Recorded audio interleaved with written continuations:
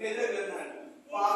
ఆ పాప తెలియదు, ఏదో వెతుకుంటున్నాడే, లేదా పని కోసం వెతుకుంటున్నాడే అనుకోండి. పాప దాని దగ్గరికి వెళ్ళి అలా కూర్చుని దాని కుర్తికాయ పట్టుకొని దాని కడుపు కోసేసి ఆ కడుపును చీల్చి అలా చేతికి బంగారు దొరికిన పట్టుకునే సమయానికి బంగారు గుడ్లు కాదు, మామూలు గుడ్లు, రక్తం గుడ్లు, మామూలు గుడ్లు రక్తం గుడ్లు ఉన్నాయి.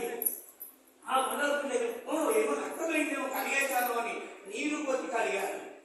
ఎక్కడా ఇంకెక్కడ ఆ మాంసం గుడ్లే ఉన్నాయి. ఏమి ఇలా జరిగింది, ఇది ఇలా జరిగింది అని ఆ రంగయ్య ఏం జరిగింది అని తన భార్య చెప్తున్నారు. అందులో వారు పిల్లలు వచ్చినారు.